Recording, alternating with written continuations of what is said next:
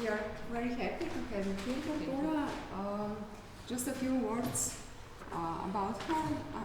Bom povedala kar po slovensko, ne? Naprej pa predavanje v angleščini.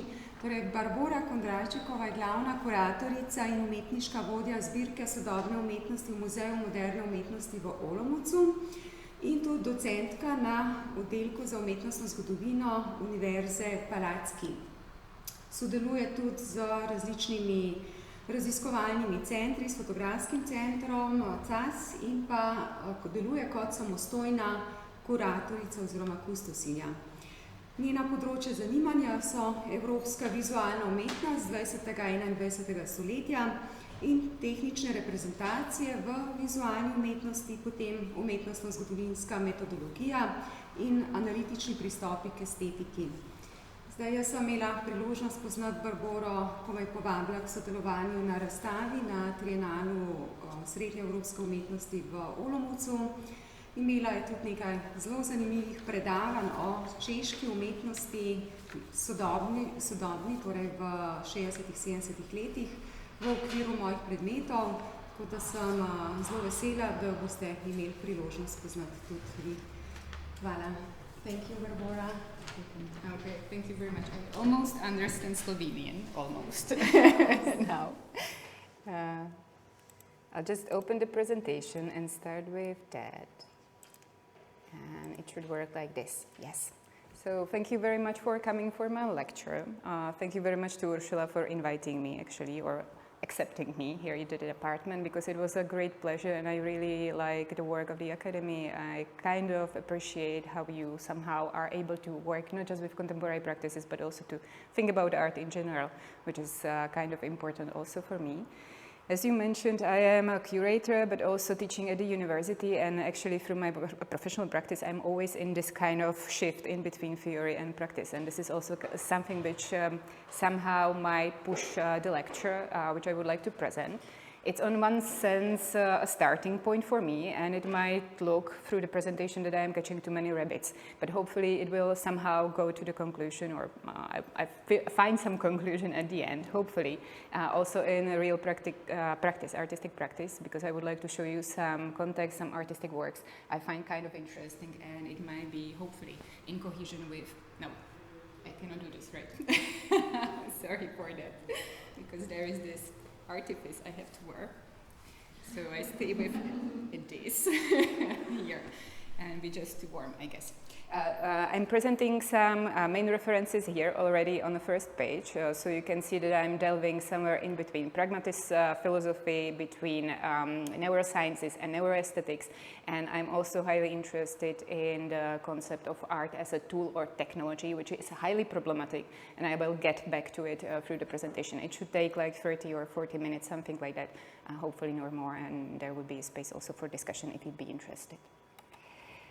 So pragmatic philosophy, or pragmatism as a first part.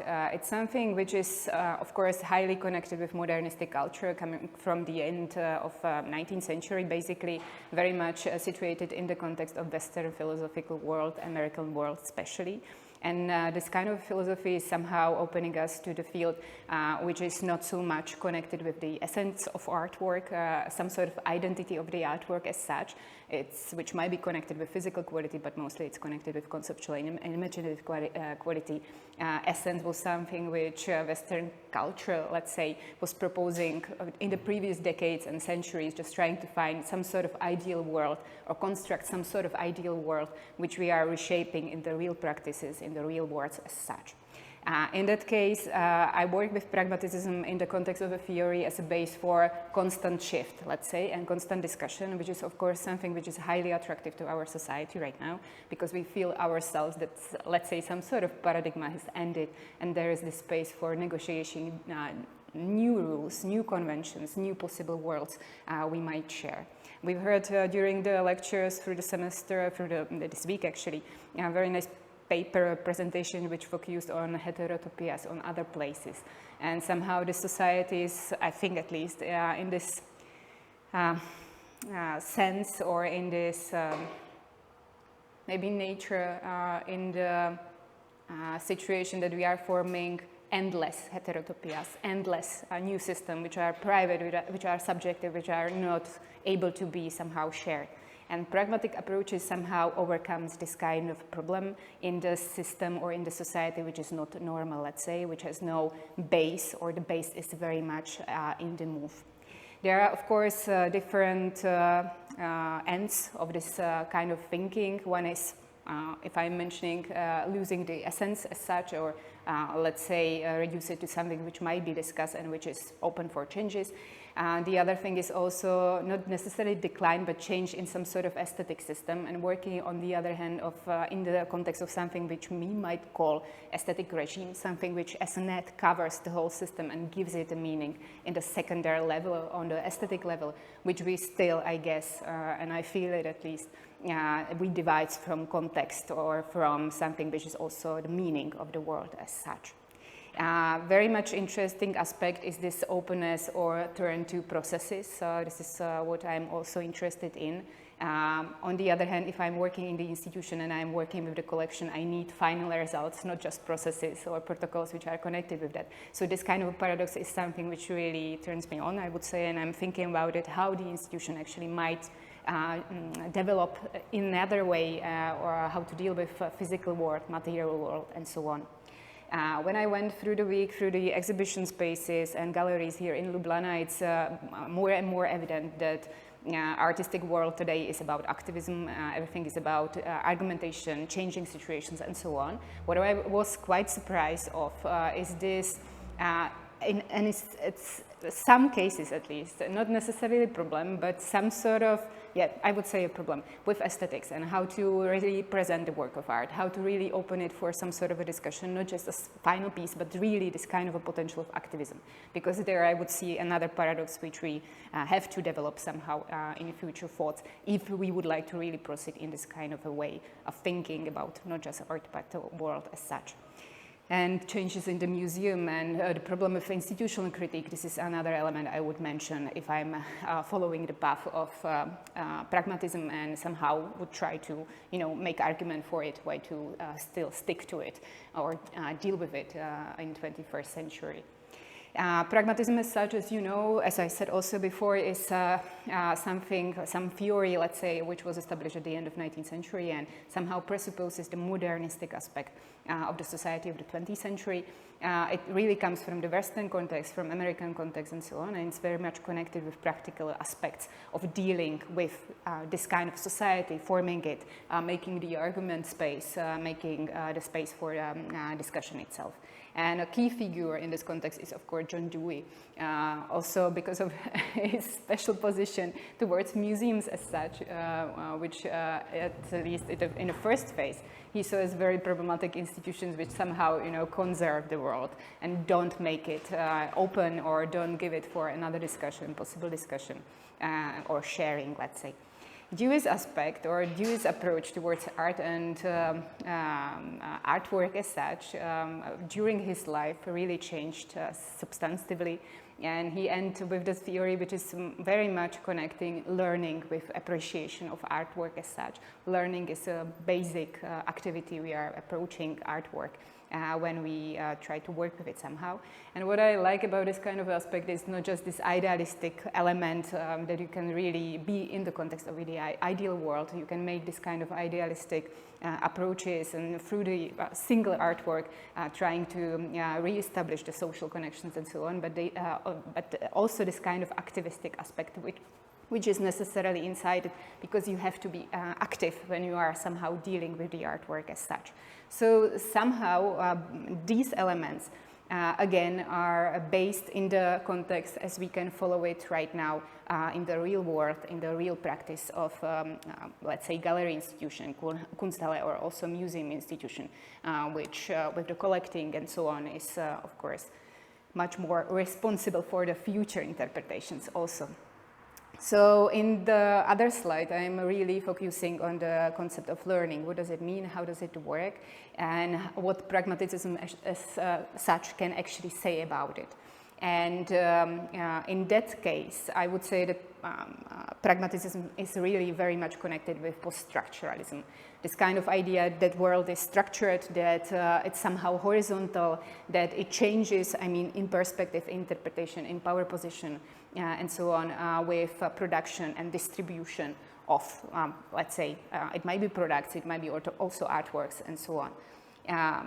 This kind of thinking, which is connected in the end with markets and with capitalism and post-capitalism as such, an ideological aspect of it, is of course something which is on the table, but I don't want to dwell on it.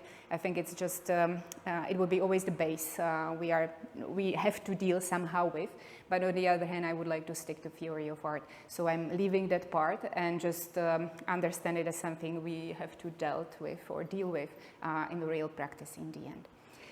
What pragmatism offers, if it works in the context of artwork, or if it prefers in the context of artwork discussion, constant discussion and argumentation, open activism, and so on. On the other hand, there is also a space for stability. Everything what is somehow discussed, what is shifting constantly in everyday practice, in gallery practice. If I have one piece of art which is changing its position through the exhibition spaces, through the institution, through the loans, and so on. On the other hand, it also has in itself some sort of stability, which, let's say, might be called test of the time sometimes, or something like that, something which is approved through the discussion of the society itself and which gives the artwork the base, let's say. It's not canonical, it's not something which cannot be shifted, it's not stone stable, it's, let's say, a discussion argument which somehow always come up as some sort of a base we can deal with, or we can think about in another discussion we might possibly have. In that case, I would say that art perception is really, as I already mentioned before, about learning. So whenever I approach the work of art, the position should be active, it should be open, it should be this kind of discussing with potential artist or author on the other side of the artwork. It's never the real artist or never the real personality. It's someone who I imagine based on the artwork, how it works, how it is made, and so on. So this kind of a discussion is, let's say, again, something which is based on my beliefs about the situation, and I should be aware very much about these presuppositions, because they are, of course, moving the discussion to another level. If I'm thinking about dimensions of this kind of learning aspect of approaching artwork, I will mention these three. I would talk about something which might be called conditional units, something I bring to the discussion, my beliefs, my experiences, my interests, which I am more or less aware of, and I should somehow work with them, of course. I bring the aspect of demystification, which means that the artwork is always some sort of mystic element. Also, because of some sort of social political aspect, we are always connecting artwork with, or not necessarily political, but political in the sense that we are all part of the polis, some sort of shared space, right?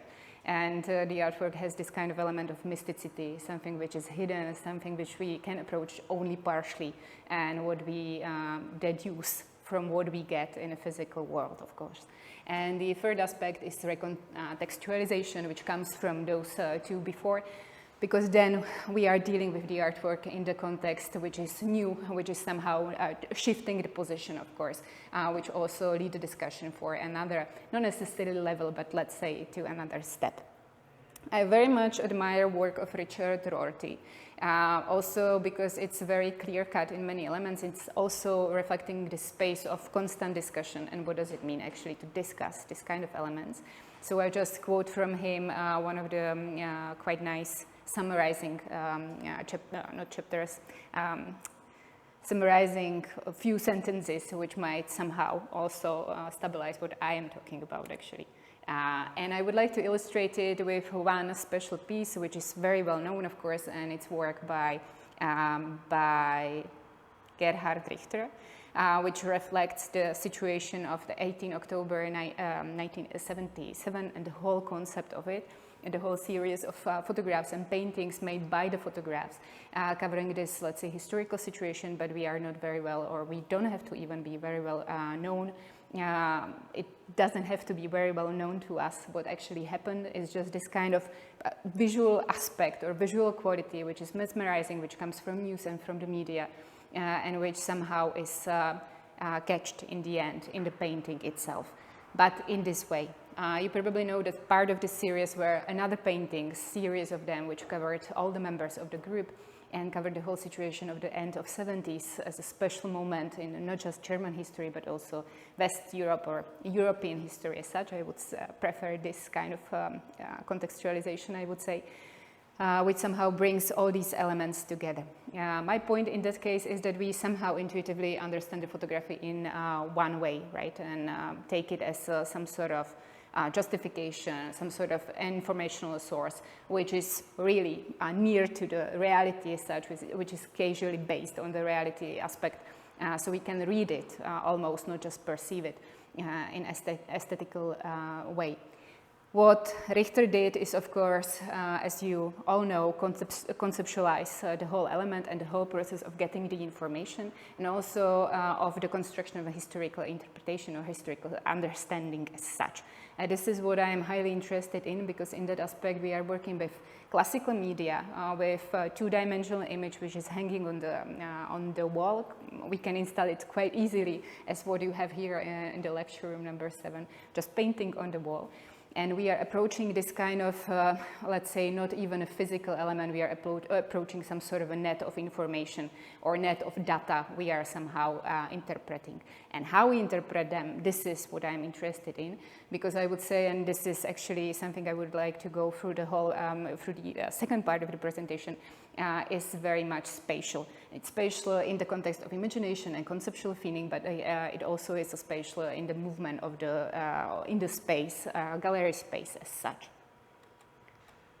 So 2 more images.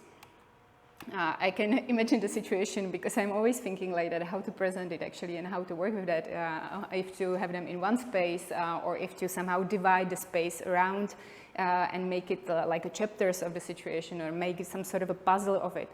So you go through the system which is constantly shifting in front of you, you get different elements when you are moving in the space, in a gallery space as such. It really is kind of open problem, I would say, in this case.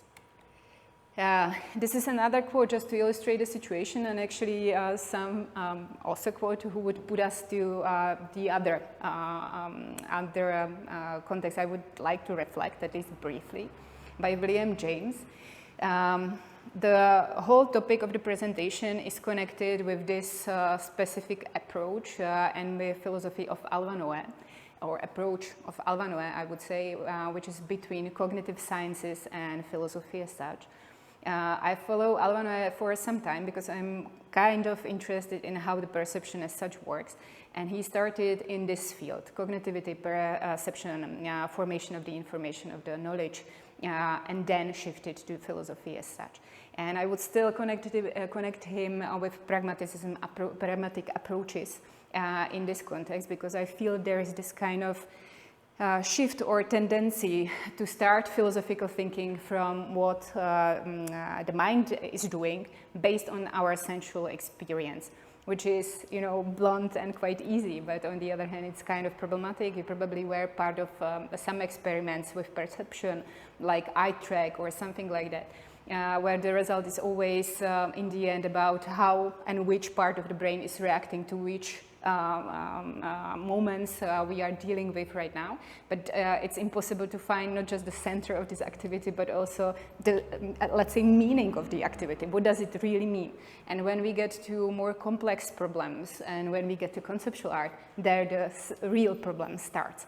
And what I would like to do, because I'm not a scientist in this field, I'm just someone who speculates about the situation and works with art. And what I can do is basically use my historical experience and deal with it speculatively. I would say this kind of element, dividing between, let's say, formal aspects and viewing the world as it is based on parts, and then shifting to the context which is more sensomotoric, which is more about spatial orientation and so on, might be kind of interesting. And this is also the reason why to put real artistic work in this context, I would say. So I start with Noëja, the second part, which is not about pragmatic approaches, but which is more about perceptual quality or perceptual activity when we are dealing with some sources, let's say. And in that context, I would like to bring to your attention also evolutional studies, contemporary approaches to evolutional theory of art, and just dwell a little bit on that. First, neuroaesthetics, because it's hopefully somehow will open us for evolutional theory and its formal aspects, let's say, because this is something we can really approach, and we can somehow work also in the context of data, not just in theory. Neuroaesthetics was and is still actually extremely interesting, especially for those who are dealing with so-called retinal art. Again, this is connection between visual world, how the body reacts to it, how the eye specifically reacts to it, and how it makes sense actually of what is seen. It might be just a net, it might be some sort of a structure, it might be also some sort of a meaningful structure. Again, it might be also conceptual art. When I'm thinking, for example, about Marcel Duchamp and his installations in the space, it might have these elements which are all brought together, which is kind of interesting for me. When we are dealing with neuroaesthetics, and this is very often a problem of it, is actually that we are skipping this part because it's too complicated right now. And we are focusing on really a formal aspects of a thing. Then we can see some sort of results we have, or the real reaction our body produces in the end. So the question would be, in that case, how do we deal with imagination? How do we deal with complex operations, mental operations, conceptual operations, thinking as such? Memory is a very good, subject we can discuss possibly. And how do we deal with the results of these activities, which also mean conceptual art? If I am thinking about art as a tool, which is the original title of my presentation, or a technology, or something which is developing for some specific end, for some specific usage, I always use Willem Flusser and his thinking about camera, how the camera works, because during the 20th century with photographic studies and with approaches towards photography as an artistic medium and argumentation for its potential to be artistic medium, this discussion always somehow was on table and were discussed. What Flusser does is that he shifts position from changing the world via specific tool to changing meaning the world, and then we can possibly also about cameras and about other aspects we are using for artistic production can think about in this way, I would say. But this bring me back to Alva Noëja. It's very important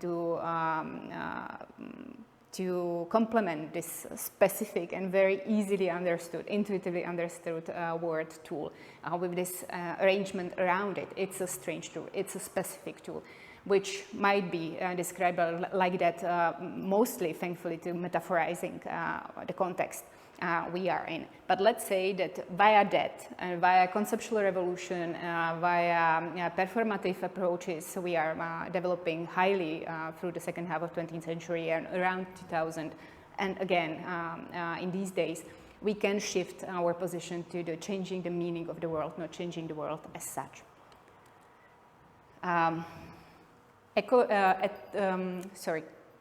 Evolutional approaches towards art always use art as some sort of sample of how human society and human body actually develops, from simple drawings and paintings in caves towards more conceptual and problematic aspects of today's culture. And I kind of like it, admire it, but there is always this kind of a problem with contemporary art as such, which is somehow, and we can see it very practically in a public space, divided from what public really wants, what humans now want, how they react, what they prefer, and so on. And it's very much based on this kind of overskipping the aesthetic elements and something which might be really approached, like material, like rituals we are using in everyday practices and so on. And the result of it is that contemporary critical practice is very much focused just about this. Everyday practices, material we use, elements we use in everyday practice, things we can really approach as humans, but we are losing in that sense something which the original art has, at least till the end of 19th century. And this is another paradox I would be highly interested in. So I'm trying to bring this kind of aspect which might be Universal, let's say, very basic. We react to some colors, we react to some patterns and so on. It might be culturally presupposed, it might be also biological presupposed, and it possibly is. In that element, I'm also bringing back Alva Noëja because he is very much into the evolutionary theory of art and how actually we use art for this kind of way of reorganizing ourselves from physical level to, let's say, social or political level. Samuel Kaiser uses this kind of element of aesthetic codes as something we develop as a society. It, of course, is connected with culture and its specific needs and histories and so on, but on the other hand, in some elements, all these cultures are connected in preferences of specific system which they use. And it might be some sort of a lever which is very safe, we can use it as such, but again, the problem with conceptual art and contemporary arts emerges again because it's somehow in the shift or in the contrast towards this kind of approaches we can recognize as, let's say, universal. The last safe period, let's say, which is recognized as that, is modernism or postmodernism. Let's say these are two last biggest categories we can somehow stylistically, formally, but also meaningfully gather like that and use like that also in the context of evolution of art. So let's say these are the last chapters which are somehow safe in this context. What kind of lot of theoreticians then shifts to, because they don't have enough material to work with in the context of evolutionary theory, is popular art forms, because they are somehow based in this kind of a context, and then they can somehow work with it, or adapt it, or play with it at least. So it might be the easy answer where to shift our interest if we are in too much contrast with contemporary art as such.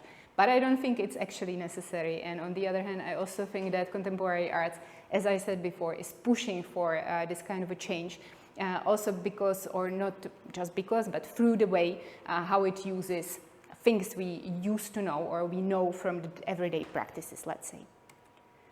And in that case, I would say that what we call the retinal art, something as a base, formalistic, approachable, easily connected with evolution, easily also acceptable in the context of neuroaesthetics or neuropractices and cognitivism as such, might be shift to the other pole or other context, which is much more complex and much more complicated, which is connected with sensomotoric experiences, and which really gives us also in the space, not just in a theory or in the perception itself, possibility to somehow dwell between what is visible and what is invisible. And now I would like to show you a few artists I am interested in. All of them are in the, let's say, middle age, quite well established, working for some time with specific tools, let's say, again, and technologies, and following some sort of a path, which is very much connected with their perception of a space, but also how they share this kind of quality and experience with their public. And I've chosen Habima Fuchs for that purposes, which I know very well from the Czech surroundings and Czech context. We produced a document 2 years ago, not document, video art, actually, video art piece, which at first should have been a recording of a performance she did in a specific location in central Bohemia, which is somehow also culturally shaped, but also naturalistically shaped, which is based very much on a symbolic language, but which was also really lived through the experience as such. I'll show you a piece of it. It originally has around 20 minutes, but I'll show you just part of it. I would go, I guess, for the opening part, not to make it too complicated. And I'll just ask, because I had a problem with that, is it possible to somehow put this, because it stays there even though I put a presentation mode? Because there are subtitles, but maybe it will be readable also.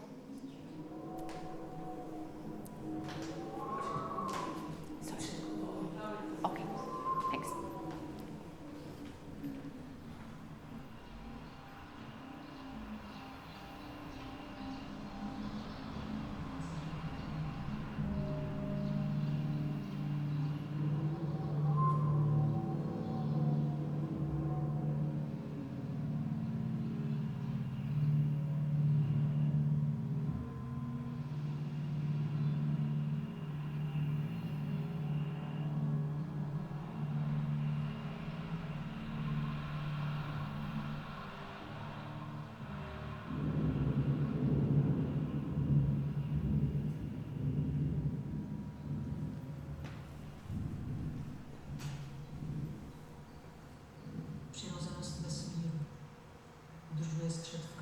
vším ostatním kolem jej pohybuje. Vychází to jakoby ze své mety. Je jedno nebe, mysl Boží. V ní vzniká láska, která ji otáčí, i síla, která z ní tryská. Kolem ní kruh světla a lásky, které prostupují vším. Tohle chápe pouze ten, který vše tvoří. Nikdo neměří pohyb této sféry. Ona je mírou celému zbytku, stejně jako půlka a pětina určují desítku.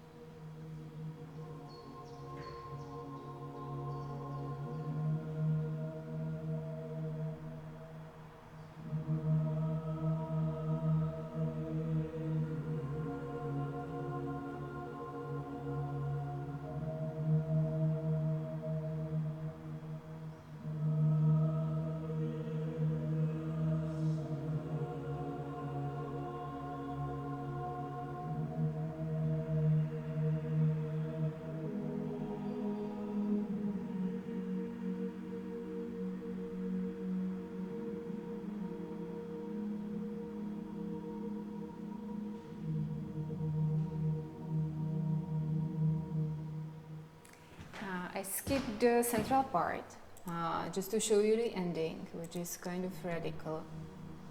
I'm just trying to find it. It might be a little bit back.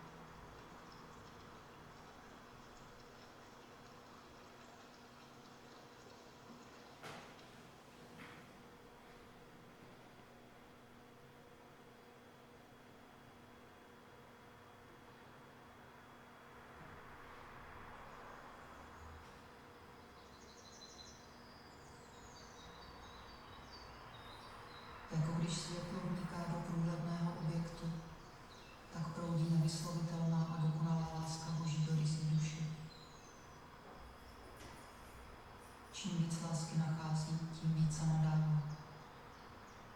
S růstem jasnosti a otevřenosti je plnější i nebeská radost. Vzájemná rezonance duší zesiluje intenzitu lásky. Každá duše, jako zrcadlo, odráží druhou.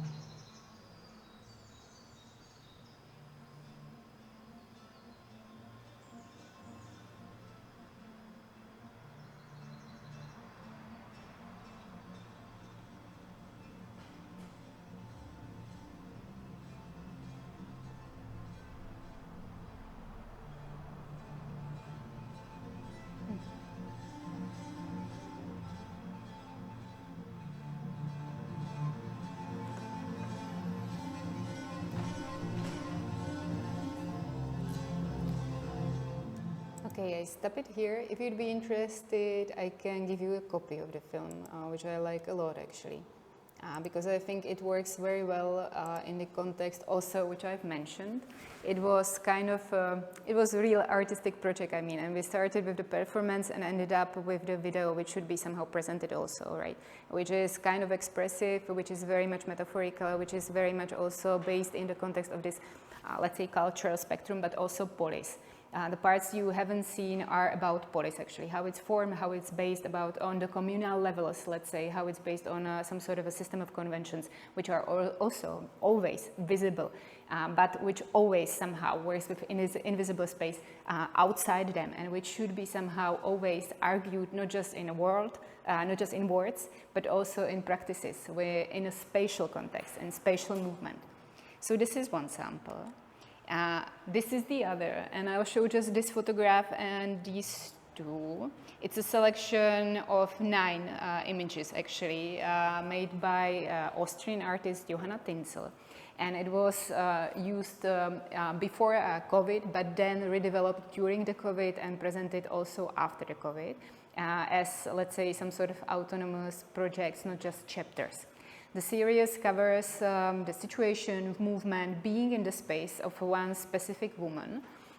It's Helga Polak-Kinsky, who was of Jewish origin. She died a few years ago, actually, during the COVID. Of Jewish origin, she was held in Terezín in Czech Republic, in that time Czechoslovakia, and she survived the Second World War, then lived her life, let's say, happily, quite in Vienna, but with some disruption, of course. And Tinzel approached her not just because of her Jewish origins and her experience with Holocaust, because she published a very nice, or very interesting, a very personal book about this kind of a period of her life, but also subsequent years in Vienna. Which she remembers during her childhood or lived through during her childhood. Her father was a cafeteria, actually. He was owner of one of these famous Viennese cafes. And she was always in this kind of a circles, right?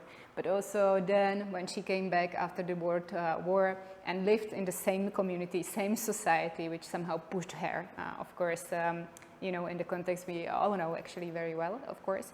And these photographs always are her interpretation of the situation. It's her movement, it's her body. It's also a body of old woman, right? And we are living in a society which is still focused on young. Somehow. So there's this kind of a shift of a perspective of, let's say, inner experiences you have nothing about.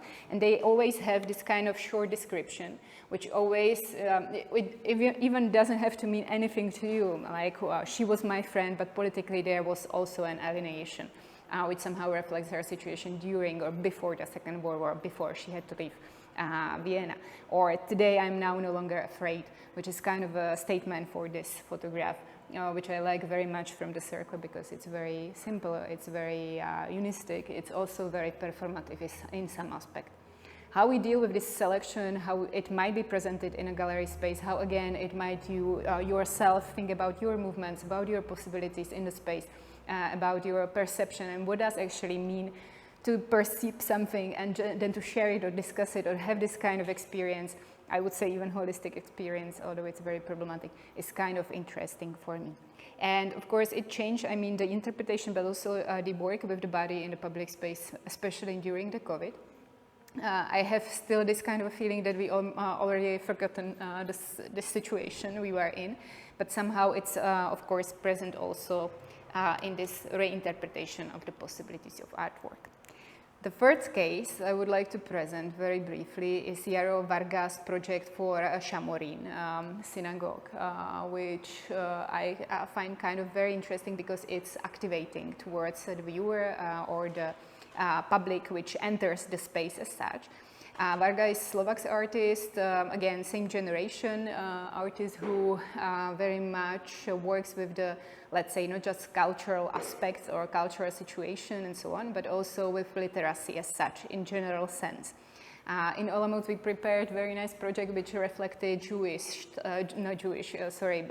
past of the city, because there were huge Jesuits convents in Olomouc, and he covered quite a lot of not photographs but drawings, I'm sorry for that, drawings from their letters, because part of Jesuits' experience was to be in a mission somewhere in Southern America, in Asia and so on, and very often in the times in 16th, 17th century you weren't able to came back, right? You just traveled there, you probably died there during the mission and so on, and actually it was also their purpose, they wanted to die in the situation. And he used this experience in Olomouc just to draw these small, or redraw these small drawings from these letters on the windows in the library of the former convent, just to make it somehow connecting with the public space outside this literacy, let's say church even, or building which is full of knowledge, full of experiences, somehow subtly world in words. I like it a lot. This is another project I also cherish a lot, as I said before, because of this kind of activism which you have to be aware of also in the space. What he did is that he used the ceiling and rebuilt it on the floor, but not himself, but with the help of the people. At the beginning there were nothing, at the end there was the ceiling on the floor. And this kind of a change of perspective, which is very much based on a physical activity of public as such, you know, not just discussing something in words, but also discussing it in your movements, in your ability to share with somebody else, this kind of ornament pattern, which kind of is extremely important. Also in the context of neuroaesthetics, is kind of really intriguing for me, and I like it very, very much. And the last project is actually my favorite. Maybe also the artist is my favorite right now, except Ursula. Ursula is the best. Is Adam Kokes. I don't know if you know him. He's a Hungarian artist. And again, I'm presenting a different project that I will describe at first. I also invited him for the triennial Ursula was part of, actually 2 years ago. And in that time, he had a small child, a boy. And he was very much interested in how the child is learning how to speak, actually, and use language. And he sent us similar installation as you see here, because he wasn't able to attend for the installation because of COVID. But in pieces, you know, and with pieces came a model. But the model didn't came like printed model or something like that, or even 3D model. But he just drew a model, how we should put all these small elements together. And the thing was that this installation was about language, how the language works. So we really, you know, physically were established, me and my installation team, the new language from his model installation, which was kind of really very nice experience when you think about it. And this is actually my point. You have to think about it to be able to use it somehow. And only when you think about it, it's activating, of course. It's basics, right? But it's kind of, I mean, the puzzle which we are solving here is how to activate, how to move to some sort of activism, the public we are dealing with. This is installation which Adam prepared for Kisterem, which is highly interesting gallery in Budapest. If you have any time there, just to visit their exhibition, they are super interesting, especially now when situation, also political situation in Hungary is as it is, because they are daring in many elements, very complicated. I would say they dare mostly those who understand this language, but on the other hand, they are still really beautiful. And this installation, and also this is a logo for this presentation, right, Adam's work, is very much about mechanics, about new media as such. What does it mean to have a technology which somehow shapes us, which somehow moves us, which is so-called objective and rational and really works for some purposes, for some ends. But as you can see, these are no mechanics, these are no things which really place any possible, I don't know, future result, something we can really use. These are, again, some sort of a system we are reconstructing and we are playing with. Adam Kokesh studied with Dora Maurer, and I hope you know her because she is this kind of a huge hero of Central European neo-constructivism lady who really worked with simple elements, reconstructing the space, starting from simple dimensional, two-dimensional images, paintings, to really scale in the architecture. And she was and is really very much into mathematics, into logical system and geometry and so on. What Adam's come with is playing with this kind of elements, with our intuitive knowledge and intuitive understanding to logical system, and rebuilding this kind of a knowledge through the experience, because these things doesn't work in the end. They are don't making what they should do if they work in this kind of aesthetic quality, aesthetic regime and aesthetic understanding we have of them. So basically this is it. Yeah, very nice text about Adam, so I just put it at the end of the presentation because I really appreciated it very much, how Esther Marcus was able just to keep it in her hands. And just for the conclusion, again, nothing very surprising. I would like to lead it all to this kind of element of spatiality and being in the space and being aware of the space and what does the space mean. You have this feeling probably as I do, or maybe it's just, again, my problem, not yours, but we are always in this kind of shifts and in this kind of movements, and they are always radical. And people who are in the middle somehow and trying to connect these experiences are always kind of problematic because they are too much in the center and too much, let's say, conformists in many elements. But I like very much one philosopher, I'm not mentioning him here, I would just like to add his name at the end, and it's Noel Carroll. If you are interested in analytical approaches towards art or towards philosophy as such, Noel Carroll would be the philosopher who might be interested in, someone who very much experimented with films and with performative acts and with ballet, for example, with dancing in different forms, but always was able to bring it back on the perceptual level and on the aesthetic level. So that might be my conclusion for this moment.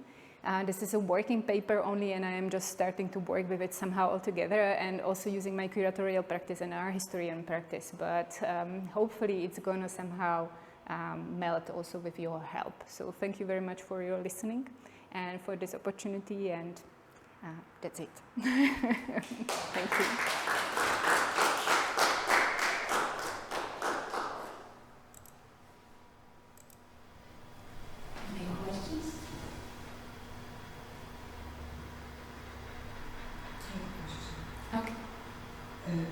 You presented as a series of concepts that actually, if I could try it, are propositions for remaking the way we organize life in museums. Yeah. So this at the conclusion we have this automatic concept where the viewer can supply or the audience supply the missing link, which gives an activity or agency to the audience, and it is at the time it is a serious stuff. It is not about entertainment or participation, but it is serious. In the course of your talk, you gave the point into neuroaesthetics as well. And at the beginning, and you said about special event, and at the beginning, what I got in my mind is some learning. So we have 4 concepts. Which one you like best? Which one would be your priority if you were to be if you were to organize an institution on your own conditions, not looking who would like to have what, because this is always a compromise. So where is your priority? I would base it in a first moment, pragmatism as such, but the whole, it all comes from Noé actually, and from this position of art as a strange tool. And my problem with him is this, that he is really very much focused on sensomotoric aspect. On the other hand, if I'm using the neuroaesthetics aspects or approaches, they are very much focused on formal aspects. logically. And between these two, I don't see the connection somehow. This is first problem. And the second problem is that I cannot connect it with complicated, complex aesthetic approaches, art historical approaches, or artworks as such. So I am not able to prioritize any of them because I need them all somehow to be able to grasp it and connect it. This is also the reason why I stayed at the basics with them and just try to establish this connection on general aspects they are dealing with. And so I'm not able to answer your question properly. Also, it's not so much about the institution as such. Even though I think that the museum somehow is, of course, reflecting the society, so I can use it as a playground, actually. And I can use it, I think, as some sort of a sample for this kind of discussion, communication, and so on, because I'm not able to change the world. I'm able to change the meaning, and the meaning is hidden in the museum. So this is what I'm interested in. And I cannot prioritize it, as I said. I'm coming with the problem, and I'm not able now to solve the problem because also I'm not dealing with data, right? I'm dealing with interpretation of the data, which is also kind of interesting for me. But I asked you As a curator? Yeah. As a curator... Not as a researcher. As a curator. I kind of like Dewey. I also like him because at the beginning he didn't like the museum, he didn't like the art, and he didn't know how to deal with it. And he somehow found it during the life. And I'm not sure if his answers are correct or there are no correct answers, right? You are just... No wrong answer. Exactly. So, yeah, that would be kind of playful for me. Thank you for the question, by the way. It's Friday and it's afternoon, right? So thank you very much again for your attention, and hopefully we'll see each other again. In a museum, then we see what we can do. It will be very nice. If you are a queen of... If I'm the queen of the universe. Thank you very much. Thank you, Barbora.